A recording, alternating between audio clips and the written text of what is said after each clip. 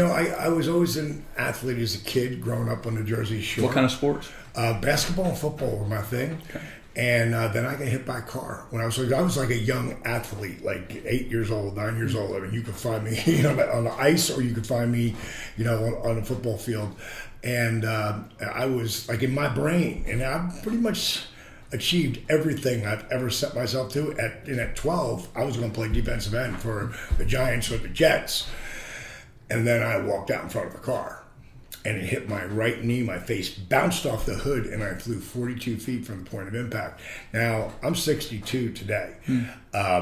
12, that was 50 years ago. There was no such thing as rehabilitation, unless you were Joe Namath, Willis Reed. Sure. And I actually got to that doctor who worked on Reed and Namath, and I begged my mom to take me up there, because not to tell me I couldn't play football or hockey.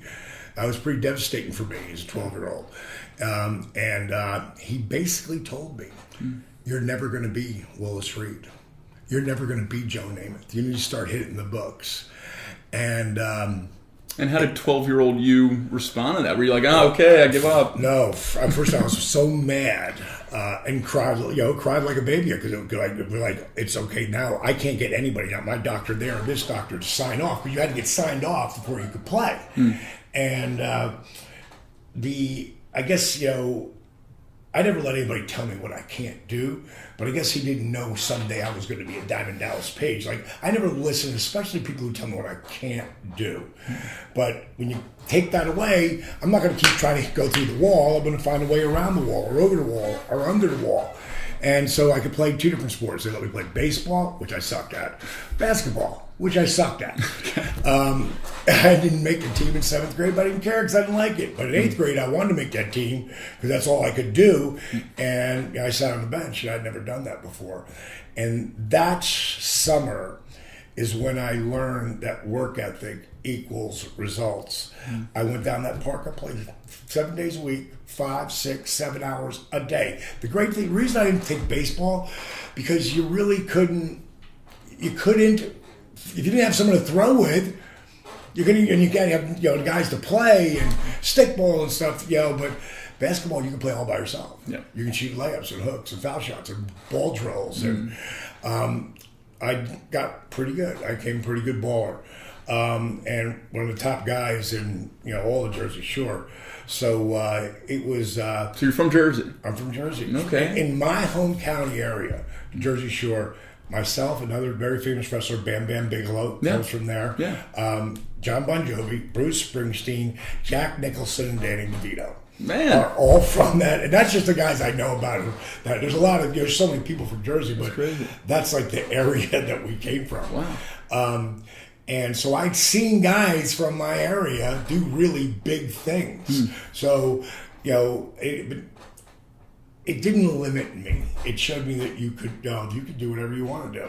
So I tried to wrestle when I was 22, but it didn't work out for me, because the third match I had, which I was horrible, same knee to hit by the car. I'd gone over the top rope and really tweaked that knee.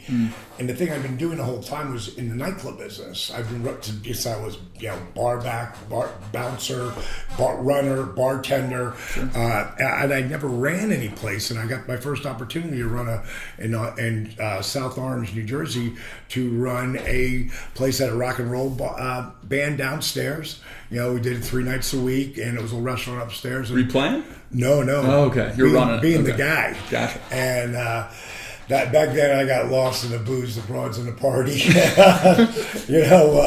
And the dream left. Like, I didn't go back to it.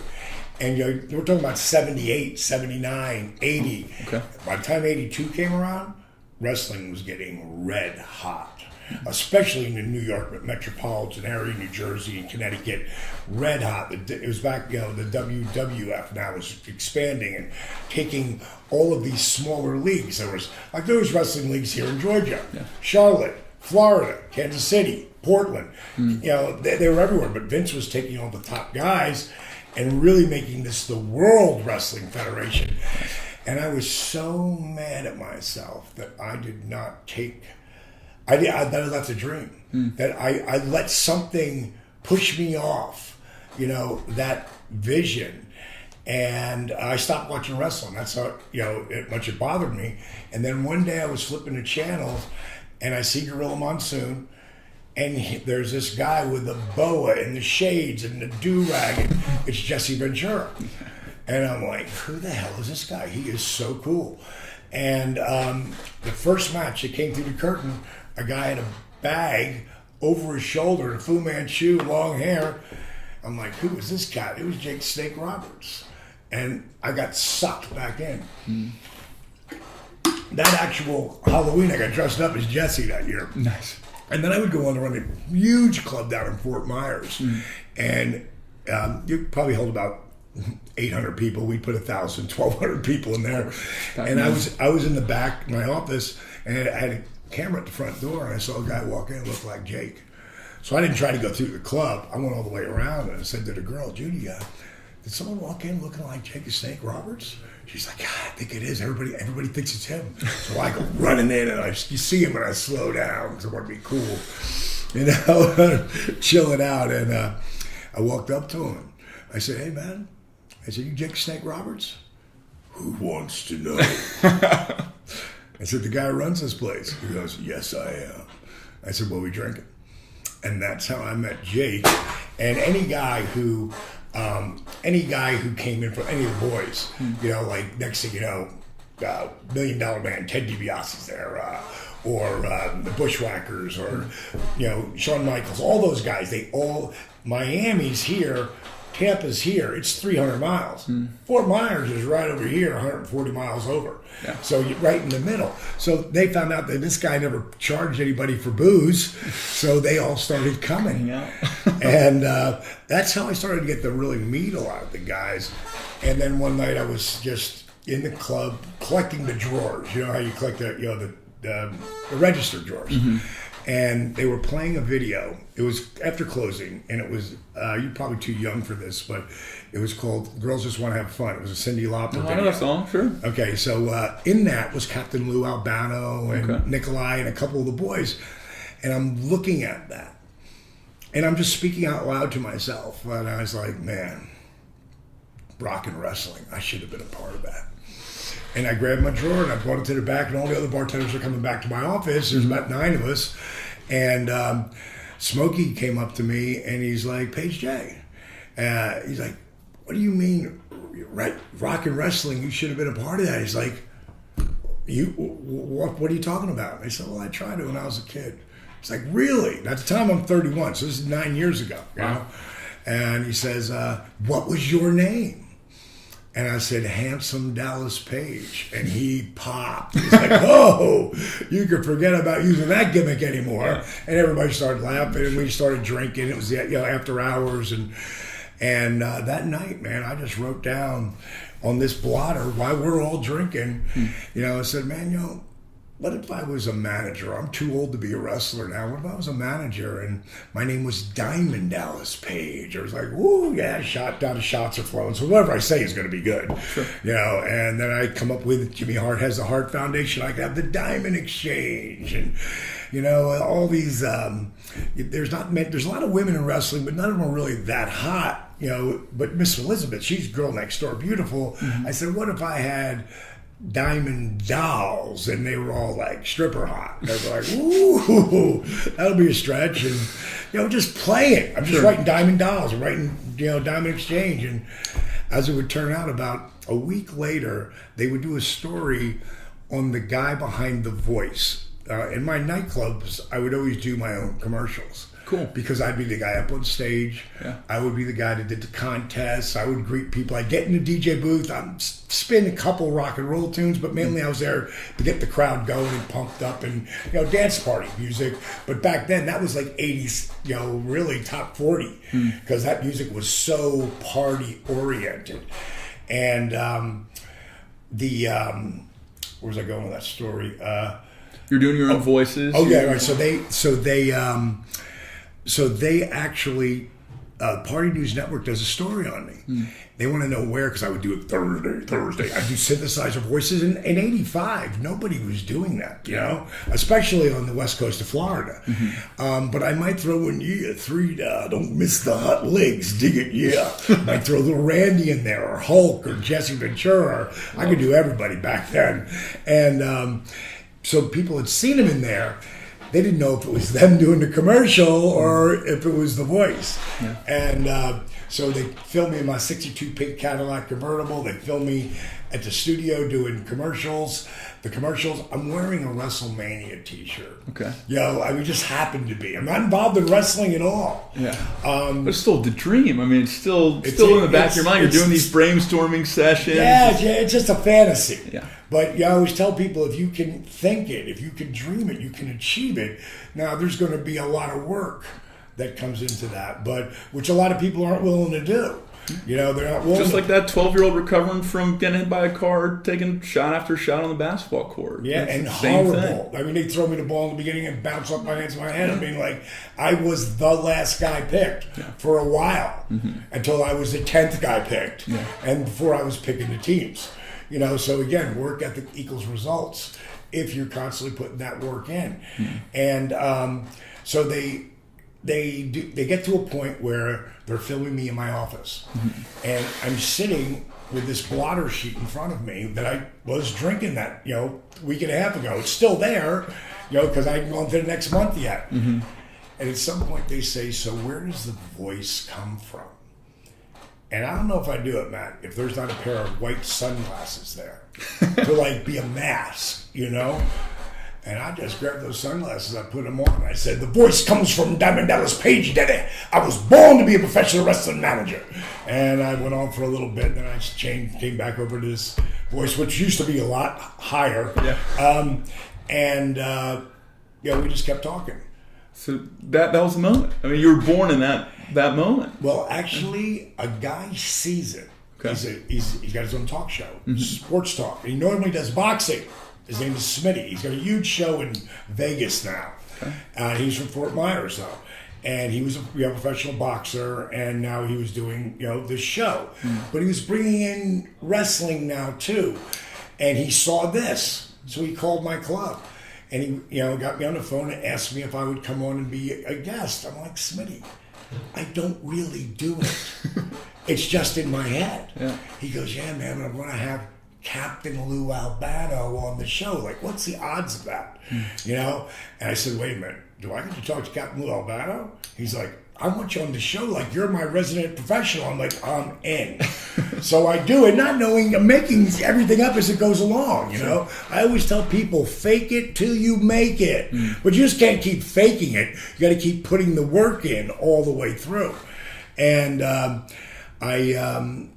did the thing with Captain Lou, and then I did another one with Sergeant Slaughter. And Smitty says to me after that show, he's like, you got to do something with this Diamond Dallas Page thing. I'm like, "Do what, bro?" I'm not working for any of I'm not working for WWE. I'm not doing it anywhere. He goes, "I don't know. Use your imagination. You're good at that." He said, "Make up a tape. I got this friend of mine named Rob Russin, who used to be a boxing promoter, is now working for the AWA, which was up in like the Minnesota, Green Bay, Chicago, Detroit area." And he said, send him a tape. So I made up 3 wrestlers, and on my DDP Yoga Now site, or it's my app, I've got Motivational Mondays. It's one of the things that help people stay on the program. Like, I have the video footage of that Party News Network, and the next week I'm throwing the video footage of these interviews I put together, and I created 3 different wrestlers. One was Rock Hard Rick. One was Big Bad John, and the other was Ted E. Bear, and he was a midget. and I put a bunch of the Diamond Dolls into it, and we made these videos, and I made them like it was real, and sent them to the AWA. And 2 weeks later, they called me. Like, I was like shocked, but I didn't act like that, right. But I was like, "Oh my God!" They actually called. And they said, "We want to bring you and your guys in for a tryout. But we have one question. We like your shtick. We've showed it around. no one's ever heard of you. Where are you guys working at? Well, that's where I had to go, like, none of those guys can wrestle, Rob. He's like, what? Like, why would you send a tape? I'm like, dude, it's like a secret society back in the 80s. You didn't know how to get in. They didn't do tryouts and stuff. They didn't do that. Don't call us, we'll call you. But a guy named Paul E. Dangerously, who today is Paul Heyman in WWF, one of the biggest stars there, is a still character manager, and he helps that get that opponent, whoever he's managing, get them over more instead of them just talking about themselves. He's great at that. But he left there and he went to Charlotte, which is where the NWA was, and he left a huge void there. So they called me back up and said, bring some of those crazy clothes you wear and some of those beautiful women, and we'll give you a tryout. It's go time. And that's how I got in as a manager. Okay. And then Dusty Rhodes would come into Florida Championship Wrestling to try to re-pop that territory. And he took me under his wing, and I became a color commentator. And then Dusty eventually, AWA went away. Florida Championship Wrestling went away. I literally thought the dream was over. Yeah. But I kept my relationship with Dusty, like, super strong. I always tell people, it's not about who you know or who knows you. It's about who's willing to say they know you. Who's willing to put their name on the line for you. And that's what Dusty did for me when he came in from WWE. At the time he was doing a polka dotted gimmick into WCW. And when he came in, he brought me in as a manager there. And I did that for about 5 months. Let's pause right there. So you're in the system now. You're in professional wrestling. You're where you want to be. Well, yeah, WWF or WCW, either one. Ted Turner or Vince McMahon. Gotcha. And so one of the big things we preach in Brawl for a Cause is that everyone's on their own hero's journey. And, absolutely. And there's this death and rebirth kind of moment before you embark on that journey, before you depart your comfort zone, all the things that you're used to. And it sounds like you did that in that moment. You had been managing clubs for almost a decade. I left that for this dream of no guarantee of days. So for people in that bar managing phase, for people that are like, hey, I had this shot and it's always kind of in the back of my head and I don't know why, but I think it's my dream. That first step can be the hardest. And it's for everyone. For you, it sounded like there's a little bit of luck involved, but a whole lot of grit, of mindset. So what would you say to those people that might feel like they're in that place right now? How do you take that first step? Well, it depends. Like, even though I just walked in there to do this managing for WCW, which would end in 5 months because I was too over the top as a manager, taking too much attention away from the wrestlers. I had 7 months left of my contract, and I went down to power plant. I learned how to wrestle, and everybody fell down laughing. Like, that's never going to happen. You're too old. And you're like, don't tell me what I can't do. Yeah, well, I got 7 months on my contract. And a lot of times it felt good to prove people wrong, but it felt better to prove me right. But going back to what you asked me, like, you have to realize all the work I put in. I just didn't get a shot to go to Ted Turner's WCW and quit my job. I worked for 3.5 years for nothing. Yeah. I put probably, I don't know, at that time, which is a lot of money to me, $20,000, $30,000 into Diamond Dallas Page. Didn't make any money. I kept putting money into it. It's like DDP Yoga. I had $548,000 in this company before I took a dime. 8 years overnight success. Yeah. It's like, that's the part people don't realize. It's like when you hear, oh my God, like when wrestling, when I finally hit it, like huge in 97, I went from this part of the card to this part. But everybody was like, God, you came out of nowhere. Like, yeah, it took me 6 years to get here. You just weren't watching. Yeah. Right. It's like I had dinner, and he got it relatively early. But I had dinner with Travis Tritt last night. Are you a country fan? Yeah. I mean, he's a legend. I mean, don't get any bigger. 90s, he was Garth, bringing Alan Jackson, bringing Travis Tritt. I mean, as big as you got. And he had to parent himself, and he had 10 years in still. Even though he was a kid, when he hit 24, he still had 10 years of really playing anywhere he could that give him $1, you know, and getting that, you know, that work. And a lot of people are afraid to put the work in. So if you get that, then you got to go all in. And when I finally, what happened is, if you take my manager Freebird's coming in. Well, I met Michael P.S. Hayes when I was in the AWA. And somehow I got in a car with him, me and him in the back seat, and this guy Jeff Jarrett, who's Jerry Jarrett, who owned and ran the Memphis territory, and this guy Eddie Marlin, who was the booker, meaning the writer, head writer, and me and Hayes in the back for 3.5 hours, and we bonded big time. And the thing that he came away was, I'm not doing this to be a television star.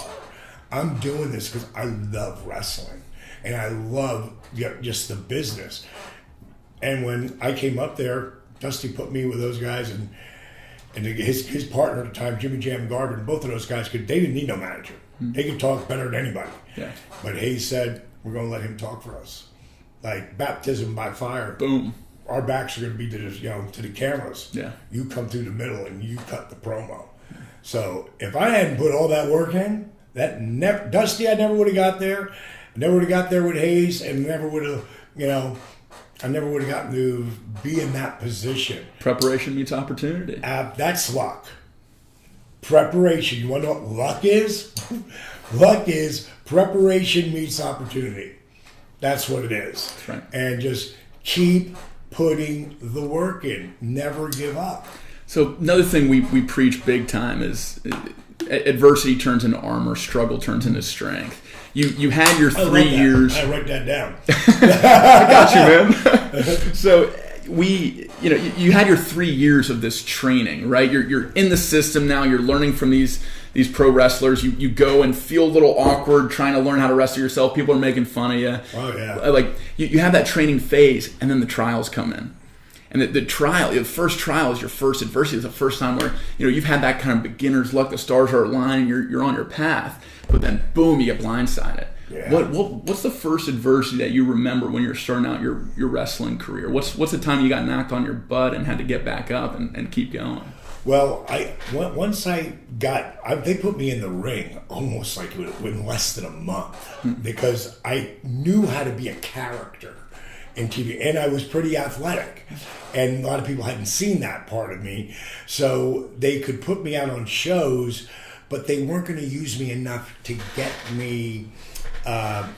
You have to play guitar, but guitar is the best example. If you can play once in a while, you can learn a song or two, but you're never going to be any good. Yeah. But if you play guitar all the time, you can be amazing. Get the reps. So you got to get the reps. Exactly. So when it came to them not using me, I went back down to power plant, and I started where I'd learned, and I started training all those young guys. And I figured out the more I taught someone something, the more I learned. And this applies to absolutely everything. The more you teach someone, the more you learn. The more you learn, the better you get. And right when I started to get it, right when it looked like, okay, I'm 9 months into this, I'm gonna make some waves. Tore my rotator cuff. And they let me go. And I had 3 months left of my contract there, and it was like Bill Watts came in, and he just didn't see it in the 37 year. At that time I was 36. He didn't see it. And so I told him before he had a chance to let me go, because I knew he was. I said, Bill, I just want to let you know I'm not signing a contract, even if you offer it to me, and I'm sure you're not. But I'm going to go on the independence. I'm going to learn my craft. And Jake Roberts took me under his wing, of all people. I'd met Jake in the club. Jake had come into here in Atlanta to WCW, and him and Bill didn't get along. And when I tore my rotator cuff, I hadn't seen Jake for a couple weeks, but for the month and a half that I was with him, I was like, me and Kevin Nash were his chauffeurs, his bag boys. We did whatever we could do to learn from the master. Sure. And then when I tore my rotator cuff, I didn't see Jake. I didn't have his number, but he had mine, and he called me, and he we just was asking how I was doing, and next thing you know, he was splitting up with his old lady. He ended up moving in with me for 3 months. I convinced my wife at the time to do it, and he was great. And I learned so much from him until he lost a 12-foot black cobra in my house, and then she threw him out. That was the line. Yeah. You crossed it. No cobras. Yeah, and didn't come back for 3 days. Wow. Yeah, because he went off on a bender.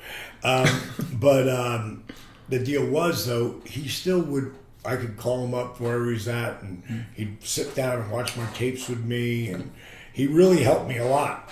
So back to those shoulder days, did you have to get surgery? Oh yeah. So you're recovering from that surgery. So I'm coming back from the surgery, and now I just lifting your arm, because when you tear a rotator cuff, you ain't lifting your hand up. I'm with you, man. Yeah. Man, I got a open bank card. I had that recovery too. It's not fun. But again, I learned how to rehab the shoulder. And how did you use that downtime? So all that sitting around, were you brainstorming like you were in the bar? Were you? Oh God, I watched so much film, and you have to understand. Back then, I filmed every match I ever had. Yeah. And Jake would sit there and critique them with me, and then I'd watch. I bet you I watched. There was one fan who gave Jake 80 VHS tapes that were all 2-hour tapes.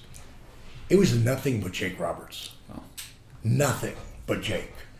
I watched that over and over and over again, because he was the guy that I wanted to be the most like without stealing his stuff. I could never be as good as him in my mind at that point, because he was like, at those times, was the best in the world. Yeah. Ric Flair level, as far as being the best in the world. And so it's just the belief, like, there was one point, now the girl I was married to at the time, we were married for 13 years, and she was young back then. And she was like, baby, you got to, they're not going to hire you back. You need to go back in the bar business. Yeah. And I said, you need not to let that door hit you on the ass on the way out of here if you don't believe what I'm doing. I mean, it was like, I was all in, And, don't tell me what I can't do. Yeah, and making nothing independent. Like today, a guy can work the independent scene because it's so hot right now, and literally not have another job. Yeah. He can make a really good living. If he's been to the show and now he's doing the independent scene, he can make a lot of money. But back then, unless you were a top star, you made nothing. Wow. And but made enough to semi-pay the bills and go into debt a little bit. But I was betting on me. I was gambling on me. And then at some point, and it took, so that was like 92, 93, 94, 95, I was awarded Most Improved Wrestler of the Year, but it still didn't affect my booking or my real money. I made more money, but not a lot more. And then 96, my career really started to show promise. And how old were you in 96? 40. 40. So you're 40, hitting 40. The prime of a very physical career. Right, and I'm not talking about the beginning of 96. You watched 96 that entire year, and you see the guy who's January 96 and the guy who's October of 96. It's two completely different people. So I'm seeing all the seeds for DDPY coming together. You're filming every match you have. You bet on yourself. You're doing something that's a little atypical. You're getting into a very physical career pretty late in life for the for the general wrestler. Very late. Steve Austin retired at 37. Okay. Edge retired because he had neck injuries. Sure, you get beat up. Now there are guys who wrestled in their 50s and 60s, but very rare. I think we're reaching the last seed here, which is how do you put yourself back together? How do you compete with these young guns that heal a lot faster? What were you doing that they weren't? A lot. First guy to ever ice his body in professional wrestling. Okay. And I mean by almost a decade, maybe 8 years before there was ever trainers from when I had started. And they would go like, what are you putting ice on your knees for and your back? Because I'm trying to take down the inflammation. Which nowadays is like no brainer, right? But if no one's doing it, people who don't do it. Yeah. It's just, and I don't like ice. Well, okay, good luck with that. Yeah. Because ice is your best friend. Yeah. I went deep muscle massage therapy weekly. Yeah. Chiropractic weekly. Applied kinesiology You know, all of the stuff that turns muscles on, I was learning. I started changing what I ate. And the more I figured that out, like what they have done to our food as Americans is criminal. Yeah. And anyone who's watching, just go on Netflix, watch Food Inc. first. That's your best entry. And if you thought, oh yeah, I saw that, watch it again because you really didn't. Go back and watch it and pay attention. Watch it with your kids. And then it's hard to find. So I was on YouTube one time. It's called Genetic Roulette. I just took it and put it up on the link and put it up on my teamddpyoga.com. Go there. It's on the front page. Genetic Roulette.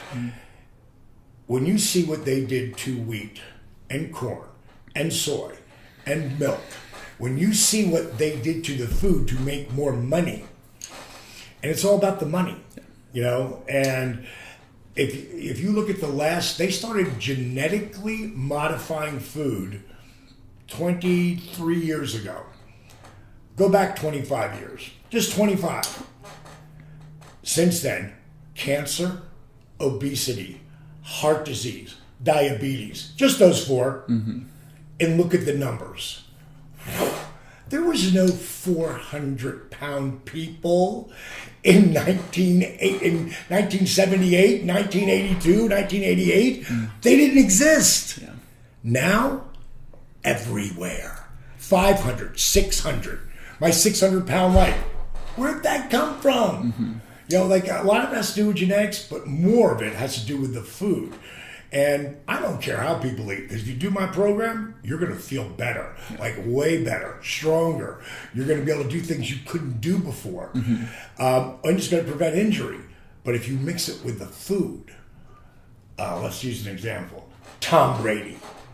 How does Tom Brady play at the level he plays at 41? What, he's plant-based or something, right? He's not plant-based, No. but he's no gluten, Yep. no wheat, no dairy, you know, like no poison. Yeah. And the guy wants to play to 45, which has never happened. Which is what you're preaching. Yeah.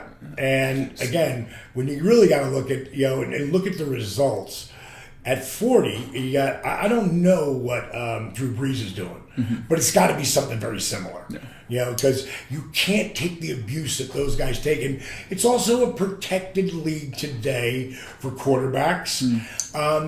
But you still got to you're going to take those hits that come blindside. Well, and most people, As you know. Yeah, 100%. And most people aren't, you know, NFL quarterback or a championship wrestler. Right.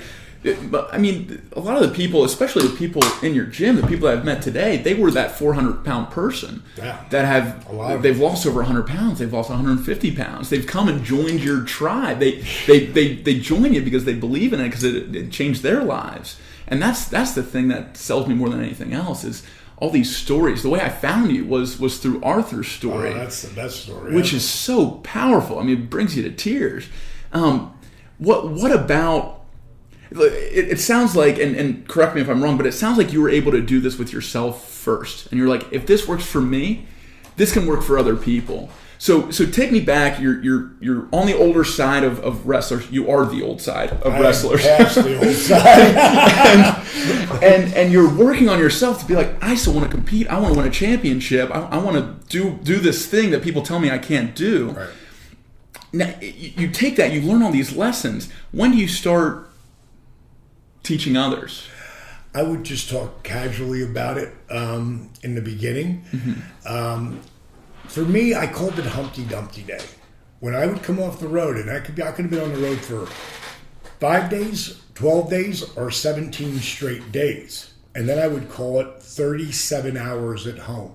Because that's how long I was there, for 37 hours before I went right back out. And we had to put Humpty Dumpty back together again. So when I flew in, the first thing I did was went to the gym, got that out of the way. Then I went to go see my guy, Dr. Ken West, who's he's like Yoda. You know, like he's not just a chiropractor, he's a applied kinesiologist. He turns muscles on that I've spasmed out. And where you could do this, now you could stand on it. And I'm not just talking about shoulder, I'm talking my entire body. Then I'd go get my deep muscle massage therapy. Then I'd go get tan, which was so bad for me. I've got so many things that are cut out of me because of those tanning booths. but it was part of it wasn't the cream that could make you look tanner and, and just look better on camera. Yeah. But I get home at 7:30, 8 o'clock at night. That's my first day off. And the next day I do it all over again. Boom. And then I hop on a plane the next day and go off. Wow. So I had, eating cleaner, getting massages on the road, constantly. I would have ice towards the end of my career. Yeah. I'd put it on just under a t-shirt. A bag here, ace bandage both knees, one behind my back. That's how I left the building. Yeah. And so what happened was, going into 99, I ruptured my L4 and L5. And it wasn't the Kevin Nash picked up a power bomb. It wasn't even cameras there at the time. He picked me up, he's 7 foot tall, and just throws me, and when you land like that, it wasn't him doing that, because he's protecting me as much as he can. Sure. It's the bump that broke the camel's back. And what happens when this amazing vertebrae God gave us, in between it are these amazing things called discs. And they're like shock absorbers. So we can do this and get back up again and bounce and get up. But what happened is if you had a jelly donut and you went, that's what it'd be like. So boo-boo. So now I just signed over 97 and 98, which according to Pro Wrestling Illustrated, both years I was rated number 4 in the world. Wow. That's the spot I was in. In 97 and 98, we were killing the WWF, almost put them out of business.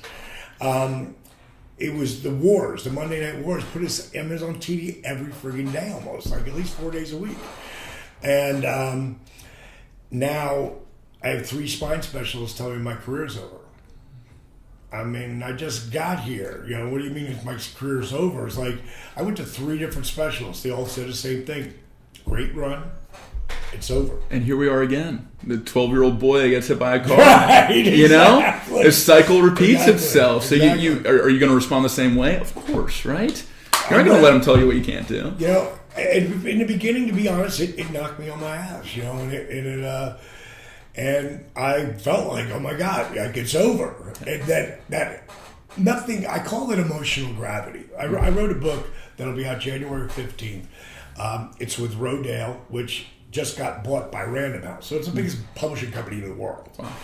And the book's called Positively Unstoppable: The Art of Owning It.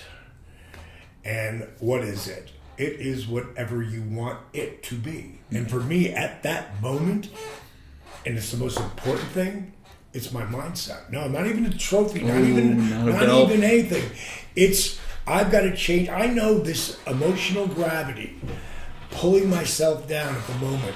And no one can hurt you more than you. No. Nobody. But the positive side of that is, if you can flip the script, no one can inspire you more than you. No one can give you more drive, passion, work ethic. Nobody can do it for you more than you. And it took, now again, I'm still married to that same woman, Kimberly, and she's like, why don't you try yoga? And I gotta be honest, I'm like, fuck that. No, I'm not doing yoga. No, I'm not. I'll try anything. I'm not doing it. Because I just associated it. I put it in a box. And she's like, you will try anything, and you won't try something like yoga that might help you. All right, and she gave me a couple VHSs. I'm not doing that. No, I'm not going to do that one. And we came across a guy named Brian Kess who taught power yoga, and this he's like the Hulk Hogan of that industry to me and to a lot of people. But super cool dude from Detroit, and I started doing his, and everybody looked like Gumby. Like, everybody could do all the stuff. They don't look like you. No, and it was really frustrating because Kimberly could do everything. Yeah. And I couldn't. And so what it made me do, like I've done every time in my life, okay, make it my own. Through my entire program, every single freaking workout that you will hear me do, at some point I'll say, make the DDPY your own.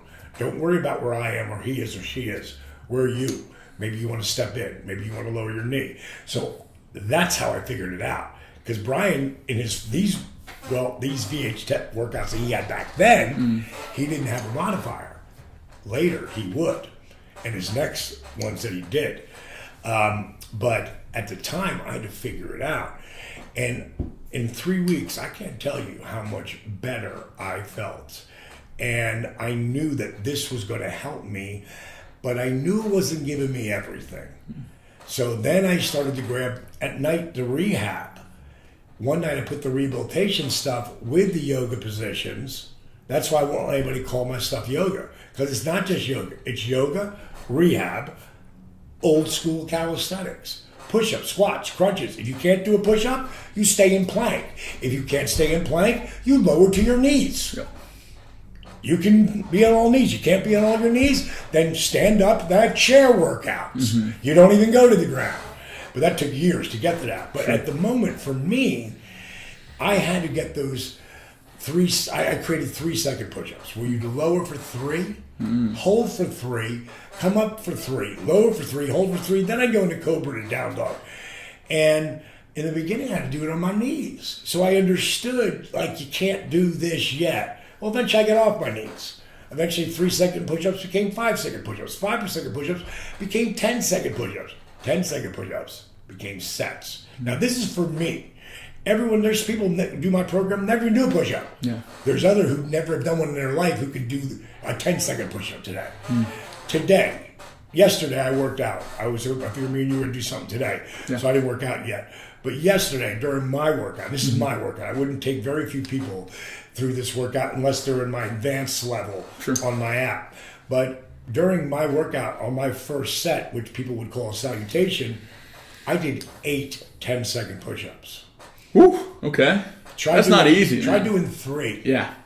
Like 8. I can do 10. I'd go... amazing. 62 years old. Right. And 62 years young. And that, again, mindset. Everything is the story you tell yourself. Yeah. That's what Positively Unstoppable is all about. And what I do with my book is teach people how to reboot their brain, how to change the story they tell themselves. Now, is it just going to happen? Of course not. It's going to take time. That's where the work comes in. For this Hall of Fame ring, inside that, it says work ethic equals dreams, exclamation point, DDP. And I gave that a lot of thought. Truth. Because... well, I wanted people, because most people just put their name in there, the date and whatever.